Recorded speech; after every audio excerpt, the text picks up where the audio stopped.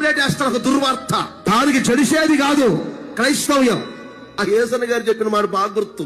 ఫలాలున్న చెట్టుకి రాళ్ళు పడితే రాజు అన్నారు. అంటే నువ్వు అభివృద్ధి అవుతున్నావు, ఫలిస్తున్నావు, వాడబడుతున్నావు అన్నప్పుడే సాతాను గారు నీ మీద ఎన్ని వేస్తాడను. ఆ మాటలు నాకు గుర్తు.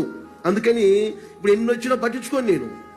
ఎవరెన్ని పాంప్లెట్లు వేసినా హోసన్నా మినిస్ట్రీస్ దుర్వార్తలకు చెడిసేది కాదు.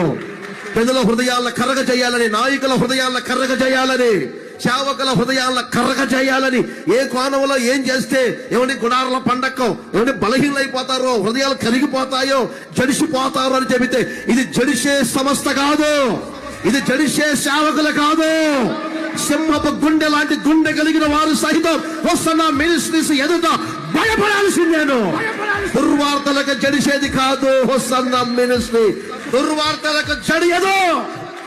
మనము జడిసే వాళ్ళము. ఎన్ని దుర్వార్తలు వస్తున్నాయి కరెక్ట్ గా నేను చూస్తా. సరిగ్గా ఫిబ్రవరి వచ్చిందంటే దుర్వార్తలు వస్తాయి మినిస్ట్రీకి, బలహీనపరచాలని. ఎన్నో దుర్వార్తలు, కొన్నిసార్లు చేతులు ఎత్తలేని పరిస్థితులు తీసుకొస్తాయి మిమ్మల్ని. ఎన్నో దుర్వార్తలు హృదయం కరిగిపోయేటట్లు చేస్తాయి, మనస్సు అధైర్యపడేటట్లు చేస్తాయి. ఎందుకో ప్రభు చెప్తున్నారు, ఇప్పటి వరకు మీరు కొన్ని దుర్వార్తలు విని అధైర్యపడి ఉన్నారో.